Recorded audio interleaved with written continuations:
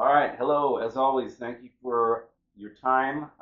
Let's jump right in. I'm going to start with a quick review. So what we've learned so far is we've learned the tools for moving to play guitar. So we have the shoulder arm joint, which is ball and socket, moves the whole arm, positions the hand and fingers above and at the strings. We have the elbow, which can move in and out, and again serves to, we call these right hand displacement types, meaning displacing the hand and fingers. Um, Positions the fingers and hand above and at the strings, and that goes in and out. We have the forearm, which can rotate, which we learn to put in the center of its range of motion. We've got the wrist, which can deviate towards the pinky, towards the thumb. It can flex down towards the palm or extend upwards towards the top of the hand. We learned to put that in the center of its range of motion. And then in the last video, we discussed free stroke and the knuckle, middle, and tip joints, and what those options for motion are and how free stroke works based on Isnola's 2013 method. The other thing we've discussed is how to learn to feel your own body the way that great players do, either for aligning things, so like aligning the forearm or wrist in the center of the range of motion, or for refining movements like we learned in the last video on free stroke. And then we learned about how free stroke works. And so today what we're going to do is we're going to talk about other options for alignment of the wrist and forearm and that relationship between that and rest stroke. Before we do, I want to kind of circle back on something from the prior video and a correction I made. You know, I mentioned that Renee had kindly watched my first two videos. I made a correction on what I said about the old school of like Ida Presti and Segovia. It's not just deviating towards the pinky, meaning letting it drop with gravity. It's also letting it flex a little bit towards the palm. Again, this is just gravity, so you're not like forcing it down. It's just you're not holding it up against gravity. Now, the reason I'm circling back on that is I want to say one thing that's really important about this video series. While I do think I'm providing you some answers to some questions, like I'm sold on Isnola's description of how plucking works that I discussed in the last video, there aren't any other displacement types. You got the three that I mentioned earlier, the seesaw, the forearm shifting, and the elbow. So I'm either going to give you there might be times when I'm giving you one answer or a limited number of answers, and I think that has some value to it. I do want to emphasize that the point of all this is to teach you how to know what your tools are so that you can observe other great players, observe yourself, and feel yourself as they do, so that you can make your own decisions, which is ultimately the point of this video series. I do have a bias towards the Renee school where your forearm and wrist are in the center of the range of motion. I think that's more ergonomic because those tendons run through the carpal tunnel. And I've also become sort of temperamentally averse to feeling tension from that dropped wrist, which you feel a lot of tension in the skin stretching and muscle stretching. But it's undeniable that I can't tell you that's necessarily the only way or the right way, because even if you don't go that far back in time, Theobald Garcia, a French guitarist, won the GFA sometime in the last 10, 15 years, and he does that dropped wrist of the older school. And he plays in a very modern style and plays very well. So I don't want to get to a point where I'm ever prescribing anything. I'm ultimately teaching you how to make decisions, observe and make decisions for yourself. The one thing that I have learned, and for those of you who've been giving me your time, it's been a huge help because I've learned a lot about how to communicate about this. And even though these videos are often long, in the back of my head, I'm still working on like what are going to be the key points when I have to pitch this to people or sell this. The long form practice is helping the short form pitches, is my point. One thing that I realized is that when I was making the YouTube playlist last year, partly just to kind of organize the videos and save them so they were in an order that made some sense and then I could clean them up over time, I realized something. I was thinking like Pumping Nylon or like a weightlifting book where you have all these different chapters and different things. Like you have a chapter on free stroke, and you have a chapter on arpeggios, and you have a chapter on tremolo. But the thing I'm realizing is like once you pick a forearm and wrist alignment and you know that free stroke motion from last time, it actually simplifies all of this quite a bit because like once you pick, like whether you pick the dropped, the deviated wrist, the undeviated wrist, once you play tremolo or once you play free stroke, the free stroke motion doesn't change. So it simplifies the book maybe a little bit because I'm not necessarily, I might have a chapter on every technique because there's some little tricks and practicing tips, but like it simplifies the book a little bit because once you pick your alignment and once you learn how to free stroke, like then you're kind of done. Sure, when you're playing arpeggios, there's an element of challenge because you're going sequentially and you're doing multiple fingers, but like the free stroke movement doesn't change. And when you want speed, you have to keep a consistent alignment. So the last point I want to make is, while there might be multiple wrist alignments, if you want speed, you do have to learn how to use a combination of the displacement types, gravity, and a bit of muscular exertion to hold the wrist in whatever alignment you choose for a fast passage. So if you drop the wrist, you got to figure out for that fast passage how to stay there. And if you keep, the forearm aligned wrist, you got to know how to stay there. But you have some variety in the wrist position that you can do. And so today we're going to unpack that variety a little bit more, and we're going to talk about the old school and the flamenco school, where you often see a deviated wrist towards the pinky or I should say, so you can either do deviated towards the pinky on its own, or you can add that flexed wrist. And you see this in the Segovia school, like the older classical school from like the 30s, 40s, 50s, 60s. So Segovia, Ida Presti, Lagoya, even guys who came after, like Christopher Parkening. You also see some flamenco players doing this. Like if you watch some of the black and white videos of Paco de Lucia playing, you'll see him do a dropped wrist or a pinky deviated wrist, especially for rest stroke passages.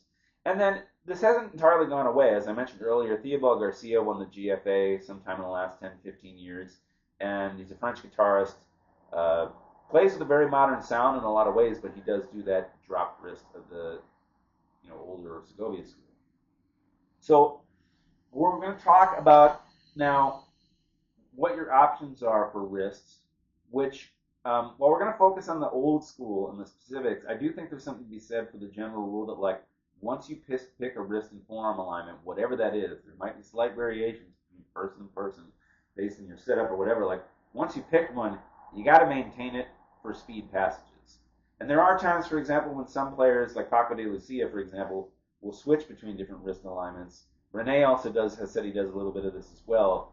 But you can't just do it all the time. Like, it's kind of intuitive. You can't be trying to do a scale and constantly shifting as you're going on the treble to the bass strings or rotating your forearm all the time. So let's talk about one of the other main common options that you're going to see, and that is the deviated pinky towards the pinky with or without flexion of the wrist. Now, the reason that the old school did this was for a couple of reasons. One, they were trying not to hold the wrist up against gravity, because when you keep it aligned, you're holding it against gravity. If you relax your muscles, the wrist's going to fall. It's going to deviate towards the pinky, and it's going to flex a little bit towards the palm or towards the top of the guitar.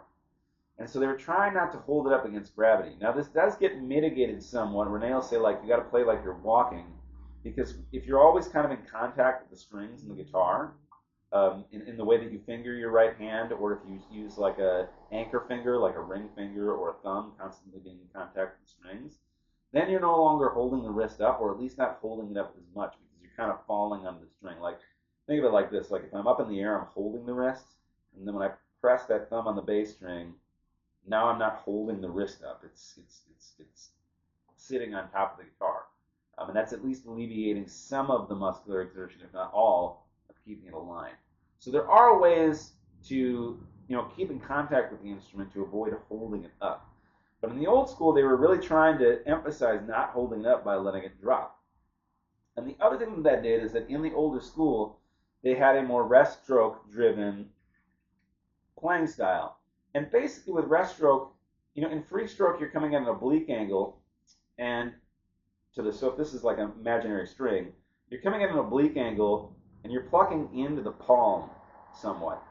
Whereas with rest stroke, you come at a perpendicular angle, and part of the reason that you do that, and it's the reason you see Paco de Lucia make the shifts he does, is that, one, you push down the string down into the top of the guitar, and so that can give you a little bit more oomph or more power or more volume to your stroke.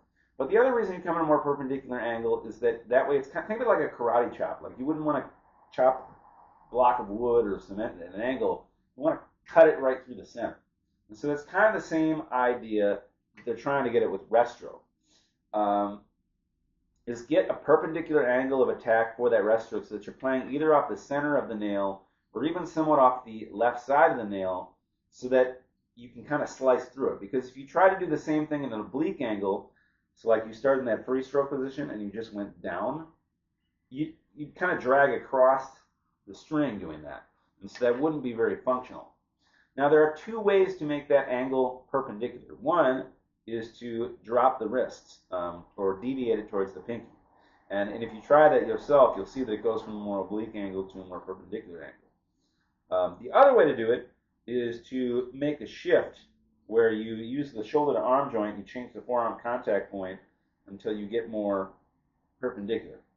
You can also use a combination of those two movements, which my guess is most players are probably using some kind of combination of both. Now, to give you two examples, for my guitar teacher, Rene, he doesn't use a guitar strap in the way I do, but he does sit with this more elevated neck posture up for the guitar. And in his case, he's able to make that shift with the shoulder to arm joint, the forearm contact point. And it's pretty small because of the way he holds the guitar. If you try these two that I'm going to show you out yourself, you'll experience it. You only have to make a small shift to go from that oblique angle of free stroke to that perpendicular angle off the center of the left side of the nail, the rest stroke. So in other words, while what I'm trying to get is there's a relationship between there's a relationship between the way you try to get that perpendicular angle and the way you sit, but when we talk about Paco de Lucia in a second, you'll see there's no hard and fast rule. So if you look at like the Segovia school, where they're sitting more like this, you'll see that they deviate the wrist in order to get that perpendicular angle attack. If you look at my guitar teacher, Rene, he'll use the shoulder to arm point and the shifting forearm, right hand forearm contact point, and just make a little bit of a shift and get a more perpendicular angle, and maybe use a little bit of wrist as well. I'm sure that's a tool at his disposal. If you look at Paco de Lucia, you'll see both. So for example, if you see him sit like this, and you watch some of those black and white videos, you'll see him use that deviated towards the pinky wrist and play all sorts of fast passages that way.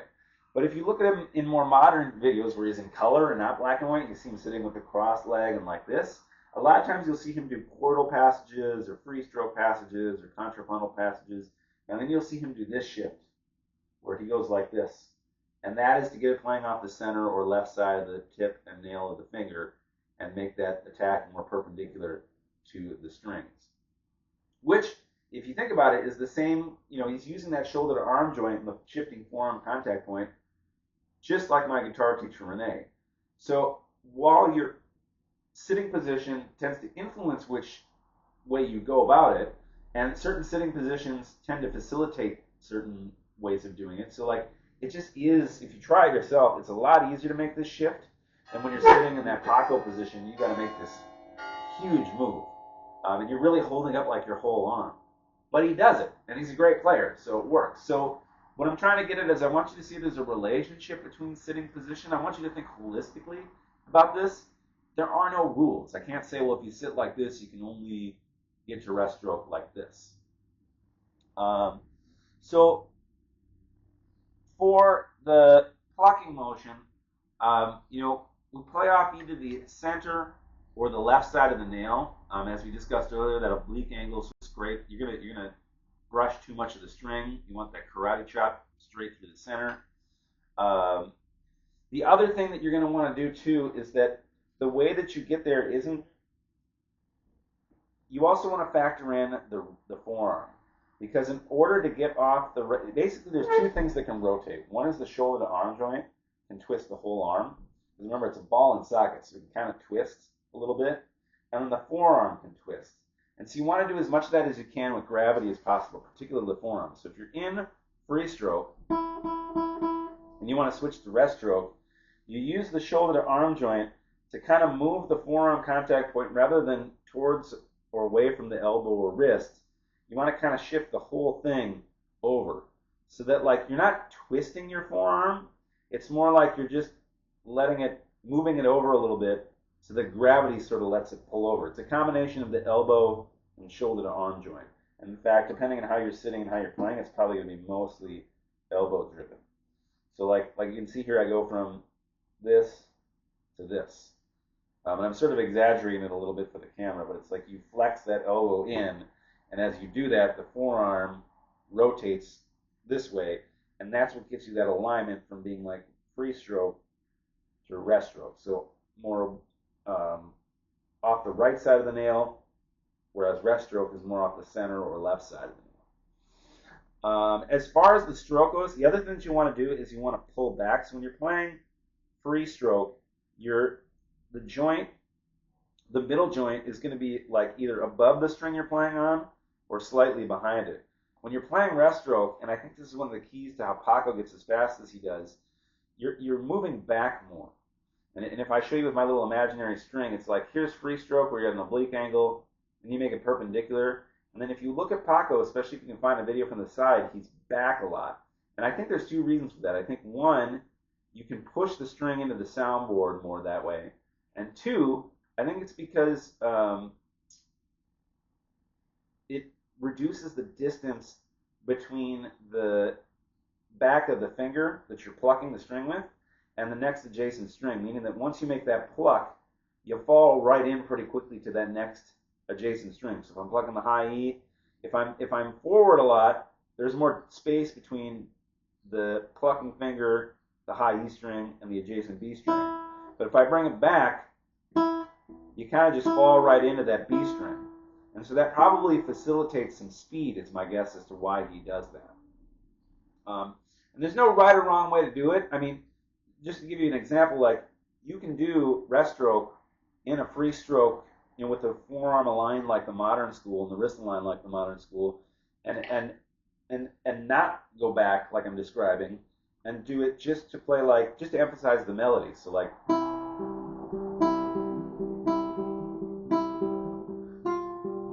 So if that's like a passage of classical music, I'm still using ring finger rest stroke, but I'm not realigning everything. So what I'm trying to get at is there's no hard fast rule, but there are certain things that if you want to do like a really rapid, fast rest stroke passage like Paco de Lucia, there are going to be some major adjustments you want to make. But it's not, again, to kind of there's no hard and fast rule. It's not like, well, this is the only way to play rest stroke. As far as the stroke, what I would make sure of is that you're not too far forward. I'm exaggerating, but you want to make sure that you're really playing off the tip and nail, not coming too far forward and getting a lot of flesh so that you have to drag through a bunch of flesh. I would also say the motion is just like free stroke, which we described in the prior video, where the knuckle flexes while the tip and middle joint extend, and the tip and middle joint flex in and fall in the next adjacent string, and then it all relaxes to come back to neutral, which I described in depth and demonstrated in the last video. And then again, just like in the last video, I'd recommend you feel finger tension. The sound, meaning the tone and the volume and the speed, is going to come from, a tension-free, concise motion and from correct form. In other words, it's kind of like a golf swing. You don't really need to use a lot of force. It's about having the right form and technique that sends that ball flying. And similarly, what I have found and what I think is correct is when you get the motion and the form right, the sound and the speed will come. It's not like you need to force it. And so I say all that to say that one thing you want to really be feeling for is not just the tension of the finger motion, but are you really pressing into the string? So the exercise that I would recommend is doing Renee's open, and what you're trying to do is trying to match the volume and tone of the open string with the fretted ones. Make sure the sound is consistent. And as you do that, you want to practice rest stroke and experiment with different wrist alignments. Like right now I'm doing kind of dropped wrist. I'm doing a little bit of pinky deviation, and I'm doing a mix of the shoulder arm joint repositioning and pinky deviation. And really feeling your fingers to make sure you're getting the volume and tone that is consistent with the open string, but you're doing it without really forcing your fingers and getting a lot of tension in the movement. The last thing that I want to say is to point to some other times where I've seen discussion of the wrist and it being different. So one example is if you look at Carl Lavaro's book, he has multiple books. There's 5 or 6 of them, and 4 or 5 of them are all these technique exercises. But there's one where it's mostly, I guess I'll say, dialogue or prose, for lack of a better word. And he's giving a lot of technical advice. And there's a chapter where he talks about toes, which I think translates to techniques. And he has a little dot on the wrist and a little dot on the knuckle, middle, and tip joint, with the idea being that they're sort of different tools at your disposal for playing. And the reason I bring that up is that it points to something that I said earlier, which is that there's no one wrist alignment. Like, he discusses the wrist as like a tool rather than like saying this is the way it has to be. And I've been thinking a lot about that lately because obviously you have very successful players like Christopher Parkling and Theobald Garcia who play with deviated wrist and some flexion. But the other thing too is that if you look at, say, Paco de Lucia, when he's doing really fast breaststroke passages, and I think I see this in Grisha Goryevich's playing too, you'll see the fingers spread a little bit. And there's only two ways that can be done. One is that you spread the fingers with these abductor muscles that spread them apart. And if you try that yourself, it's pretty tense. I doubt that's what he's doing.